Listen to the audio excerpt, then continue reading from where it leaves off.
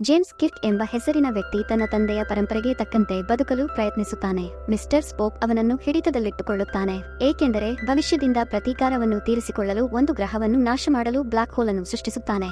ಈ ಪ್ರತೀಕಾರದ ಚಿತ್ರವನ್ನು ಬಹಳ ಭಯಾನಕವಾಗಿ ತೋರಿಸಲಾಗಿದೆ. ಈ ಚಿತ್ರದ ನಿರ್ದೇಶಕ ಜೆ ಅಬ್ರಾಮ್ಸ್. ಈ ಚಿತ್ರದಲ್ಲಿ Chris pine, Zachary ಕ್ವಿಂಟೋ, Simon peg ಮುಂತಾದವರು ಅಭಿನಯಿಸಿದ್ದಾರೆ. ಈ ಚಿತ್ರವು ಆಕ್ಷನ್ ಅಡ್ವೆಂಚರ್ ಸೈಂಟಿಫಿಕ್ ಚಿತ್ರವಾಗಿದ್ದು, ಈ ಚಿತ್ರದ IMDb ರೇಟಿಂಗ್ 7.9 ಮತ್ತು ರಾಟನ್ ಟೊಮೊಟೊದಲ್ಲಿ 94% ಸ್ಕೋರ್ ಮಾಡಿದೆ ಮತ್ತು 91% ಆಡಿಯನ್ಸ್ ಸ್ಕೋರ್. ಮೂವಿ ಸ್ಟಾರ್ಟಿಂಗ್ ನಲ್ಲಿ ನ್ಯೂರೋ ಎಂಬ ಮನುಷ್ಯನನ್ನು ಪರಿಚಯಿಸುವ ಮೂಲಕ ಮೂವಿ ಪ್ರಾರಂಭವಾಗುತ್ತದೆ. ಅವನ ಗ್ರಹವು ನಾಶವಾಗಿದೆ, ಆಗಿನ ಟೆಕ್ನಾಲಜಿ ಬಹಳ ಮುಂದುವರಿದಿತ್ತು ಅಂತ ಹೇಳಲಾಗುತ್ತದೆ. ಮನುಷ್ಯನು ಎಲ್ಲವನ್ನೂ ಮಾಡಬಲ್ಲನು. ಎಷ್ಟೋ ಜನರು ಬಾಹ್ಯಾಕಾಶಕ್ಕೆ ಬಂದು ನ್ಯೂರೋ ಗ್ರಹವನ್ನು ಉಳಿಸಲು ಪ್ರಯತ್ನಿಸಿದರು, ಆದ್ರೆ ಉಳಿಸಲಾಗಲಿಲ್ಲ ಮತ್ತು ಆ ಗ್ರಹದ ಎಲ್ಲ ಜನರು ಸತ್ತರು. ನ್ಯೂರೋ ಮತ್ತು ಅವನ ಕೆಲವು ಸಹಚರರು ಮಾತ್ರ ಉಳಿದಿದ್ದರು. ತಮ್ಮ ಗ್ರಹವನ್ನು ಉಳಿಸಲು ಸಹಾಯ ಮಾಡದ ಆ ಜನರ ಮೇಲೆ ಸೇಡು ತೀರಿಸಿಕೊಳ್ಳಲು ಪ್ರಯತ್ನ ಮಾಡುವರು ಮತ್ತು ಆ ಜನರ ಗ್ರಹವನ್ನು ನಾಶ ಮಾಡುವರು ಅಂತ ಡಿಸೈಡ್ ಮಾಡ್ತಾರೆ.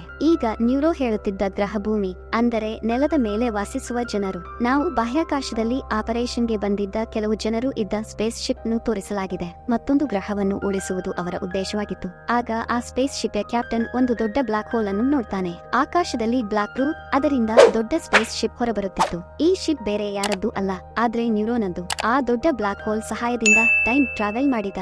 ಈಗ ಅವನು ಆ ಶಿಪ್ ನ ಲೀಡರ್ನಿಗೆ ಒಬ್ಬ ಮನುಷ್ಯನ ಮುಖವನ್ನು ತೋರಿಸ್ತಾನೆ ಮತ್ತು ಅವನ ಹೆಸರು ಸ್ಪೋಕ್. ಆದ್ರೆ ಆ ಕ್ಯಾಪ್ಟನ್ ನ್ಯೂರೋಗೆ ಸ್ಪೋಕ್ ಎಂಬ ವ್ಯಕ್ತಿಯ ಪರಿಚಯವಿಲ್ಲ ಅಂತ ಹೇಳ್ತಾನೆ. ಇದನ್ನೆಲ್ಲ ಕೇಳಿದ ನ್ಯೂರೋಗೆ ಹೀಗೆ ಅನಿಸ್ತಾ ಇತ್ತು, ತಾನು ತಪ್ಪಿ ಟೈಮ್ ಟ್ರಾವೆಲ್ ಮಾಡಿದ್ದೇನೆ ಅಂತ.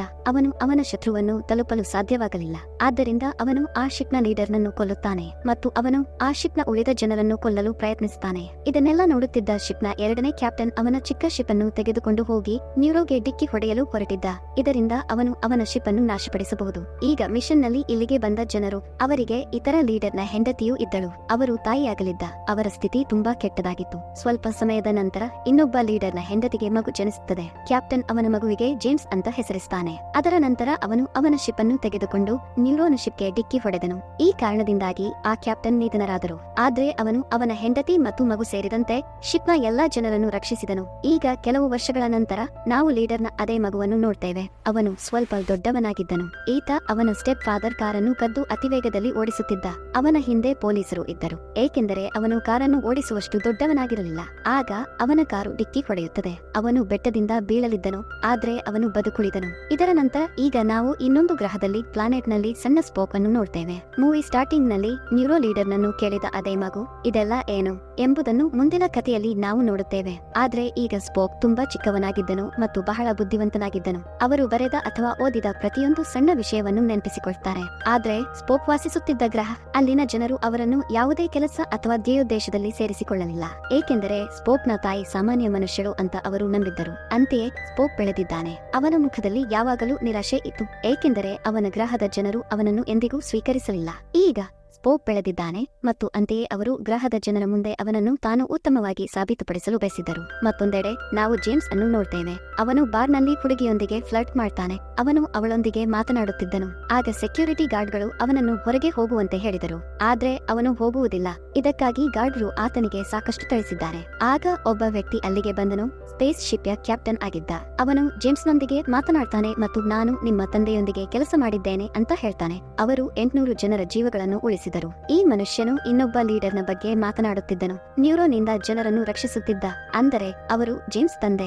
ಆ ಮನುಷ್ಯನು ಈಗ ಜೇಮ್ಸ್ಗೆ ಹೇಳ್ತಾನೆ, ನೀವು ನಿಮ್ಮ ತಂದೆಯಂತೆ ಧೈರ್ಯಶಾಲಿ ಅಂತ ನನಗೆ ತಿಳಿದಿದೆ. ನಿಮ್ಮ ಜೀವನದಲ್ಲಿ ನಿಮಗೆ ಒಂದು ಉದ್ದೇಶ ಬೇಕು. ನೀವು ನಮ್ಮ ಅಕಾಡೆಮಿಗೆ ಸೇರಿಕೊಳ್ಳಿ. ನೀವು ಬಾಹ್ಯಾಕಾಶಕ್ಕೆ ಹೋಗಬಹುದು. ನಿಮಗೆ ಉತ್ತಮ ತರಬೇತಿ ನೀಡಲಾಗುವುದು. ಅಂದ ಹಾಗೆ ಜೇಮ್ಸ್ ಈ ವಿಷಯಗಳನ್ನು ಇಷ್ಟಪಡಲಿಲ್ಲ. ಆದ್ರೆ ಲೀಡರ್ ನ ಮಾತುಗಳು ಅವನ ಮೇಲೆ ಬಹಳ ಆಳವಾದ ಪರಿಣಾಮವನ್ನು ಬೀರಿದವು. ಅವರು ಅವರ ಅಕಾಡೆಮಿಗೆ ಸೇರುತ್ತಾರೆ. ಅಲ್ಲಿ ಅವನು ಜೇಮ್ಸ್ ಮತ್ತು ಆ ಹುಡುಗಿಯನ್ನು ನೋಡ್ತಾನೆ. ಅವಳಿಂದಾಗಿ ಇವನಿಗೆ ಬಾರ್ನಲ್ಲಿ ಥಳಿಸಲಾಯಿತು. ಇನ್ನು ಈ ಟ್ರೈನಿಂಗ್ ಪ್ರೋಗ್ರಾಂ ನಲ್ಲಿ ಭಾಗವಹಿಸಿದವರು 3 ವರ್ಷಗಳ ನಂತರ ಎಲ್ಲರೂ ತಮ್ಮ ಕೆಲಸದಲ್ಲಿ ಪರಿಣತರಾಗಿದ್ದರು. ಅವರಿಗೆ ಈಗ ಅವರ ಹುದ್ದೆಯನ್ನು ನೀಡಬೇಕಾಗಿತ್ತು, ಆದ್ರೆ ಅದಕ್ಕೂ ಮೊದಲು ಅವರು ಟೆಸ್ಟ್ ನಲ್ಲಿ ಉತ್ತೀರ್ಣರಾಗಬೇಕಿತ್ತು. ಶತ್ರುವಿನಿಂದ ನಿಮ್ಮ ಸ್ಪೇಸ್ ಶಿಪ್ ಅನ್ನು ಹೇಗೆ ಉಳಿಸುವುದು? ಈ ಕಾರ್ಯಕ್ರಮವನ್ನು ಸ್ಪೋಕ್ ವಿನ್ಯಾಸಗೊಳಿಸಿದ್ದಾರೆ ಮತ್ತು ಈ ಟೆಸ್ಟ್ ನಲ್ಲಿ ಉತ್ತೀರ್ಣರಾಗಲು ಎಲ್ಲರಿಗೂ ಸಾಧ್ಯವಾಗಲಿಲ್ಲ. ಆದ್ರೆ ಜೇಮ್ಸ್ ಆ ಟೆಸ್ಟ್ ನಲ್ಲಿ ಉತ್ತೀರ್ಣನಾಗುತ್ತಾನೆ. ಅವನು ಈ ಕೆಲಸದಲ್ಲಿ ಬಹಳ ಪ್ರವೀಣನಾಗಿದ್ದನಂತೆ ಆ ಟೆಸ್ಟ್ ನಲ್ಲಿ ಉತ್ತೀರ್ಣನಾಗುತ್ತಾನೆ. ಜೇಮ್ಸ್ ನ ಈ ಸ್ಕಿಲ್ ವನ್ನು ಸ್ಪೋಕ್ ನೋಡಿದಾಗ ಅವನಿಗೆ ಹೀಗೆ ಅನಿಸಲು ಸ್ಟಾರ್ಟ್ ಆಯಿತು, ಜೇಮ್ಸ್ ಮೋಸ ಮಾಡುವ ಮೂಲಕ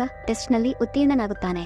ಆತನ ವಿರುದ್ಧ ನ್ಯಾಯಾಲಯದಲ್ಲಿ ಪ್ರಕರಣವನ್ನು ದಾಖಲಿಸುತ್ತಾನೆ. ಅಲ್ಲಿ ಅವರು ಸಾಕಷ್ಟು ಚರ್ಚೆಗಳನ್ನು ಹೊಂದಿದ್ದಾರೆ. ಈ ಟೆಸ್ಟ್ ಅನ್ನು ಮಾಡಲಾಗಿದೆ ಅಂತ ಸ್ಪೋಕ್ ಹೇಳ್ತಾರೆ. ಆದ್ದರಿಂದ ಒಬ್ಬ ಲೀಡರ್ ಅವನ ಜನರನ್ನು ಕಳೆದುಕೊಳ್ಳುವಂತೆ ಭಾವಿಸ್ತಾನೆ. ಆದ್ರೆ ಜೇಮ್ಸ್ ಈ ಟೆಸ್ಟ್ ನಲ್ಲಿ ಉತ್ತೀರ್ಣನಾದ. ಅದನ್ನು ಕೇವಲ ವಿಡಿಯೋ ಗೇಮ್ ಅಂತ ಪರಿಗಣಿಸಲಾಗಿದೆ. ಈ ಮಾತುಕತೆಗಳ ಸಮಯದಲ್ಲಿ ಅವರು ನೋಡ್ತಾರೆ ಅವನು ಉಳಿಸಬೇಕಾದ ಸ್ಪೇಸ್ ಶಿಪ್ ಬ್ಲಾಕ್ ಹೋಲ್ ನಲ್ಲಿ ಸಿಲುಕಿಕೊಂಡಿದೆ ಅಂತ. ಈಗ ಎಲ್ಲರೂ ಆ ಶಿಪ್ ಅನ್ನು ಉಳಿಸಲು ಹೊರಟಿದ್ದರು. ಆದ್ರೆ ಅವರು ಜೇಮ್ಸ್ ನನ್ನು ಡಿಸ್ಮಿಸ್ ಮಾಡಿದ್ದರು. ಅಂದರೆ ಜೇಮ್ಸ್ ಇನ್ನು ಮುಂದೆ ಅವರೊಂದಿಗೆ ಹೋಗಲು ಸಾಧ್ಯವಾಗಲಿಲ್ಲ. ಆಗ ಅವನ ಫ್ರೆಂಡ್ ಅವನಿಗೆ ಒಂದು ಔಷಧಿ ಕೊಡ್ತಾನೆ. ಇದರಿಂದ ಜೇಮ್ಸ್ ಸ್ಥಿತಿ ಹದಗೆಟ್ಟಿತ್ತು. ಈ ರೀತಿಯಾಗಿ ಜೇಮ್ಸ್ ನ ಫ್ರೆಂಡ್ ಅವನನ್ನು ಶಿಪ್ಗೆ ಕರೆತಂದನು. ಆದ್ರೆ ಆ ಔಷಧಿಯಿಂದಾಗಿ ಅವನ ಫ್ರೆಂಡ್ ಕೊಟ್ಟಿದ್ದ ಔಷಧದ ಪರಿಣಾಮ ರಿವರ್ಸ್ ಆಗಲು ಸ್ಟಾರ್ಟ್ ಆಯ್ತು. ಅವನು ಬಲೂನಿನಂತೆ ಊದಿಕೊಂಡಿದ್ದನು. ಆದ್ರೆ ಅವನ ಫ್ರೆಂಡ್ ಅವನಿಗೆ ಇಂಜೆಕ್ಷನ್ ನೀಡಿ ಗುಣಪಡಿಸ್ತಾನೆ. ಈಗ ಜೇಮ್ಸ್ ಅವನ ಶಿಪ್ ಅಂತ ನೋಡ್ತಾನೆ. ಅದು ಅಂತಹ ಬ್ಲಾಕ್ ಹೋಲ್ ನಲ್ಲಿ ಸಿಲುಕಿಕೊಂಡಿದೆ. ಏಕೆಂದರೆ ಹಲವು ವರ್ಷಗಳ ಹಿಂದೆ ಅವನ ತಂದೆಯು ತೀರಿಕೊಂಡಿದ್ದರು. ಅವನ ಶಿಪ್ ನಲ್ಲಿ ಸ್ಪೋಕ್ ಕೂಡ ಇದ್ದನು. ಇಲ್ಲಿ ಜೇಮ್ಸ್ ಲೀಡರ್ನಿಗೆ ಹೇಳ್ತಾನೆ ನಾವು ಅಲ್ಲಿಗೆ ಹೋಗಬಾರದು ಅಂತ. ಅಲ್ಲಿ ನಮ್ಮ ಸ್ಪೇಸ್ ಶಿಪ್ ಸಿಲುಕಿಕೊಂಡಿದೆ. ಏಕೆಂದರೆ ಅಲ್ಲಿಗೆ ಹೋದ ನಂತರ ನಾವೆಲ್ಲರೂ ಸಾಯುತ್ತೇವೆ. ಸ್ವಲ್ಪ ಮಟ್ಟಿಗೆ ಜೇಮ್ಸ್ ಮಾತುಗಳು ನಿಜವಾಗಿದ್ದವು. ಆದ್ರೆ ಇನ್ನು ಯಾರೂ ಅವನನ್ನು ನಂಬುವುದಿಲ್ಲ ಮತ್ತು ಅವರ ಶಿಪ್ ಅನ್ನು ಆ ಸ್ಥಳಕ್ಕೆ ತೆಗೆದುಕೊಂಡು ಹೋದರು. ಅವರು ಅಲ್ಲಿಗೆ ಹೋಗಿ ಅದನ್ನು ನೋಡ್ತಾರೆ. ಅದಕ್ಕೂ ಮೊದಲು ಇಲ್ಲಿಗೆ ಬಂದಿದ್ದ ಎಲ್ಲಾ ಸ್ಪೇಸ್ ಶಿಪ್ಗಳು ನ್ಯೂರೋ ಅವರ ಸ್ಪೇಸ್ ಶಿಪ್ ಅನ್ನು ನಾಶಪಡಿಸಿದನು. ಅಂದರೆ ಇದೆಲ್ಲ ನ್ಯೂರೋನ ಪ್ಲಾನ್ ಆಗಿತ್ತು. ಸ್ಪೋಕ್ ಅವನ ಶಿಪ್ ನ ಕಂಟ್ರೋಲ್ ಅನ್ನು ತೆಗೆದುಕೊಳ್ತಾನೆ. ಆದ್ರೆ ಅವನು ಅವನ ಶಿಪ್ಗೆ ಏನನ್ನು ಮಾಡುವುದಿಲ್ಲ. ಏಕೆಂದರೆ ಸ್ಪೋಕ್ ಜೇಮ್ಸ್ ಶಿಪ್ ನಲ್ಲಿದ್ದನು. ನ್ಯೂರೋ ಹಲವು ವರ್ಷಗಳಿಂದ ಕಾಯುತ್ತಿದ್ದ. ಈಗ ಅವನು ಅವನ ಲೀಡರ್ನಿಗೆ ಹೇಳ್ತಾನೆ. ನ್ಯೂರೋಗೆ ಅವನನ್ನು ಸರೆಂಡರ್ ಆಗಲು ಹೇಳುತ್ತಾನೆ. ಜೇಮ್ಸ್ ಶಿಪ್ ನ ಕ್ಯಾಪ್ಟನ್ ಅವರ ಜನರನ್ನು ಉಳಿಸಲು ಎಲ್ಲವನ್ನೂ ಮಾಡಲು ಸಿದ್ಧನಾಗಿದ್ದನು. ಆದ್ರೆ ಅದಕ್ಕೂ ಮುನ್ನ ಲೀಡರ್ನಿಗೆ ಒಂದು ಪ್ಲಾನ್ ಇತ್ತು. ನ್ಯೂರೋಗೆ ಹತ್ತಿರ ಹೋಗುವ ಮೊದಲು ಅವನು ಅವನ ಎಲ್ಲಾ ಸಿಸ್ಟಮ್ಸ್ ಗಳನ್ನು ಬ್ಲಾಕ್ ಮಾಡಲು ಬಯಸಿದ್ದನು. ಜೇಮ್ಸ್ ಅವನ ಯಾವುದೇ ಕೆಲಸದ ಬಗ್ಗೆ ಶಿಪ್ ನ ಕ್ಯಾಪ್ಟನ್ ನ್ಯೂರೋ ತಿಳಿಯಬಾರದು ಅಂತ ಬಯಸಿದ್ದನು. ಪ್ಯಾರಾಚೂಟ್ ಸಹಾಯದಿಂದ ಕೆಳಗೆ ಇಳಿಯುತ್ತಾನೆ.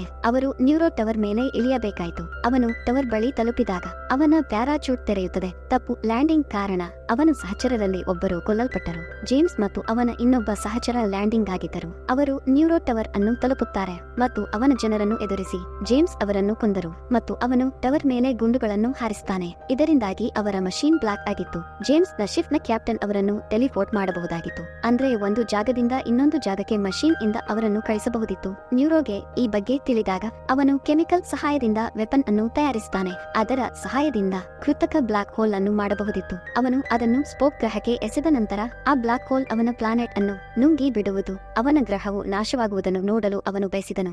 ಈಗ ಅವನು ಆ ವೆಪನ್ ಅನ್ನು ಗ್ರಹದ ಮೇಲೆ ಎಸೆಯುತ್ತಾನೆ. ಅಲ್ಲಿ ಜೇಮ್ಸ್ ಕೂಡ ಜಿಗಿಯುತ್ತಾನೆ. ಅವನ ಸ್ನೇಹಿತನೊಂದಿಗೆ ನ್ಯೂರೋ ಟವರ್ ದಿಂದ ಅವನು ಜ್ವಾಲಾಮುಖಿಗೆ ಬೀಳಲಿದ್ದನು. ಅದಕ್ಕಾಗಿಯೇ ಅವನು ಟೆಲಿಪೋರ್ಟ್ ಮಾಡ್ತಾನೆ. ಕ್ಯಾಪ್ಟನ್ ಅವನನ್ನು ಅವನ ಶಿಪ್ಗೆ ಟೆಲಿಪೋರ್ಟ್ ಮಾಡ್ತಾನೆ. ಈಗ ನ್ಯೂರೋ ಮಾಡಿದ್ದ ಆ ಬ್ಲಾಕ್ ಹೋಲ್ ಅದು ಸ್ಪೋಕ್ ನ ಗ್ರಹವನ್ನು ನುಂಗುವುದಲ್ಲಿದ್ದು ಅದಕ್ಕಾಗಿ ಅವನು ಬಹಳ ಬೇಗ ಟೆಲಿಪೋರ್ಟ್ ಆಗಿ ತನ್ನ ಕುಟುಂಬವನ್ನ ರಕ್ಷಿಸಲು ಹೋಗ್ತಾನೆ. ಅವನ ಗ್ರಹದಿಂದ ಎಲ್ಲರೊಂದಿಗೆ ಈಗ ಅವರು ಟೆಲಿಪೋರ್ಟ್ ಮಾಡುವಾಗ ಅವನ ತಾಯಿಯನ್ನು ಅಲ್ಲೇ ಗ್ರಹದಲ್ಲಿ ಪ್ಲಾನೆಟ್ ನಲ್ಲಿ ಉಳಿದುಕೊಂಡಳು. ಸ್ಪೋಕ್ ಹಿಂತಿರುಗುತ್ತಿದ್ದನು ಮತ್ತು ಅವನ ಗ್ರಹವು ನಾಶವಾಗುವುದನ್ನು ನೋಡಿದ.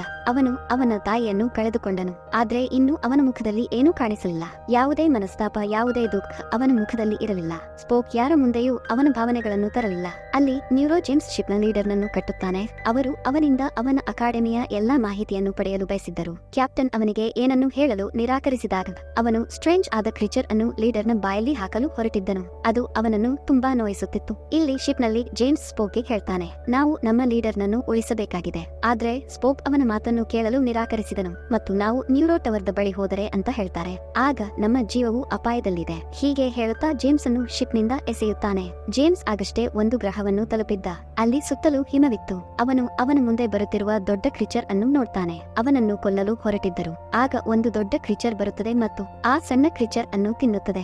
ಈಗ ಅವನು ಜೇಮ್ಸ್ ಅನ್ನು ತಿನ್ನಲು ಹೊರಟಿತ್ತು. ಆಗ ಒಬ್ಬ ವ್ಯಕ್ತಿ ಬಂದು ಅವನನ್ನು ರಕ್ಷಿಸುತ್ತಾನೆ. ಆ ವ್ಯಕ್ತಿ ಅವನನ್ನು ಗುಹೆಗೆ ಕರೆತಂದಿದ್ದ. ನೀವು ನನ್ನನ್ನು ಹೇಗೆ ಕಂಡುಕೊಂಡಿದ್ದೀರಿ ಅಂತ ಅವನು ಜೇಮ್ಸ್ಗೆ ಹೇಳ್ತಾನೆ. ನಾನು ಕೂಡ ಸ್ಪೋಕ್ ಅಂತ ಆ ವ್ಯಕ್ತಿ ಹೇಳ್ತಾನೆ. ನಾನು ಫ್ಯೂಚರ್ ನಿಂದ ಬಂದಿದ್ದೇನೆ. ಇಂದಿನಿಂದ 129 ವರ್ಷಗಳ ಹಿಂದೆ ಸ್ಫೋಟಗೊಂಡ ಸ್ಟಾರ್, ಅದರಿಂದ ಉಳಿದ ಜನರು ನಮ್ಮ ಗ್ರಹಕ್ಕೆ ಹಾನಿ ಮಾಡಲು ಬಯಸಿದರು. ಆದ್ರೆ ನಾನು ವೆಪನ್ ಅನ್ನು ಮಾಡಿದ್ದೇನೆ. ಇದರಿಂದ ಬಹಳ ದೊಡ್ಡ ಬ್ಲಾಕ್ ಹೋಲ್ ರೂಪುಗೊಂಡಿತು. ಆ ಸ್ಟಾರ್ ಅನ್ನು ನಿಯಂತ್ರಿಸುವ ಬದಲು ಅವರು ನ್ಯೂರೋನ ಗ್ರಹದ ಮೇಲೆ ಆಕ್ರಮಣ ಮಾಡಿದರು. ಅವನ ಗ್ರಹವು ನಾಶವಾಯಿತು. ಅದಕ್ಕಾಗಿಯೇ ನ್ಯೂರೋ ಇನ್ನು ನಾನು ಅವನ ಗ್ರಹವನ್ನು ನಾಶಪಡಿಸಿದ ತಪ್ಪಿತಸ್ಥ ಅಂತ ಭಾವಿಸ್ತಾನೆ. ಆದ್ದರಿಂದ ಮೂವಿ ಸ್ಟಾರ್ಟಿಂಗ್ ನಲ್ಲಿ ನ್ಯೂರೋ ತೋರಿಸಿದ ಸ್ಪೋಕ್ ಚಿತ್ರ ಇದು ಆಗಿತ್ತು. ಎಲ್ಲವನ್ನೂ ಕೇಳಿದ ಜೇಮ್ಸ್ಗೆ ಆಶ್ಚರ್ಯವಾಯಿತು. ನ್ಯೂರೋ ಭವಿಷ್ಯದಿಂದ ಬಂದಿದ್ದಾನೆ ಅಂತ ಅವರು ಅರ್ಥ ಮಾಡಿಕೊಂಡರು ಮತ್ತು ಅವನನ್ನು ಕೊಲ್ಲುವುದು ತುಂಬಾ ಕಷ್ಟ. ಈಗ ಫ್ಯೂಚರ್ ಸ್ಪೋಕ್ ಅವನನ್ನು ಹತ್ತಿರದ ಅಕಾಡೆಮಿ ಅಲ್ಲಿ ಕರೆದೊಯ್ಯುತ್ತಾನೆ. ಒಬ್ಬ ಎಂಜಿನಿಯರ್ ವಾಸಿಸುತ್ತಿದ್ದರು. ಆ ಇಂಜಿನಿಯರ್ ಜೇಮ್ಸ್ಗೆ ಹೇಳಿದರು, ನಮ್ಮ ಸ್ಪೀಡ್ ತುಂಬಾ ವೇಗವಾಗಿದ್ದರೆ, ಅಂದ್ರೆ ನಾವು ಟೈಮ್ ಟ್ರಾವೆಲ್ ಮಾಡಿದರೆ ನಂತರ ನಾವು ಶೀಘ್ರದಲ್ಲೇ ನಮ್ಮ ಸ್ಪೇಸ್ ಶಿಪ್ ಅನ್ನು ತಲುಪಬಹುದು. ಈಗ ಜೇಮ್ಸ್ ಫ್ಯೂಚರ್ ಸ್ಪೋಕ್ಗೆ ಅವನೊಂದಿಗೆ ಬರಲು ಹೇಳ್ತಾನೆ. ಆದ್ರೆ ಅವರು ನಿರಾಕರಿಸಿದರು. ಜೇಮ್ಸ್ ಅವನಿಗೆ ಹೇಳ್ತಾನೆ, ನನ್ನ ಪ್ರಪಂಚದ ಸ್ಪೋಕ್ ಬಹಳ ಹಣಮರಿ, ಅವನು ನನ್ನ ಮಾತನ್ನು ಕೇಳುವುದಿಲ್ಲ ಅಂತ ಹೇಳ್ತಾನೆ. ಈ ಎಲ್ಲದರ ಬಗ್ಗೆ ನಾನು ಅವನಿಗೆ ವಿವರಿಸಲು ಸಾಧ್ಯವಿಲ್ಲ, ಅದಕ್ಕೆ ನೀನು ನನ್ನ ಜೊತೆ ಬರಬೇಕು. ಆದ್ರೆ ಫ್ಯೂಚರ್ ಸ್ಪೋಕ್ ಹೇಳುತ್ತಾನೆ, ನೀವು ಅವನ ಭಾವನೆಗಳನ್ನು ಹೊರತರಬೇಕು, ಅವನು ಎಲ್ಲವನ್ನೂ ತಿಳಿದುಕೊಳ್ಳುವನು.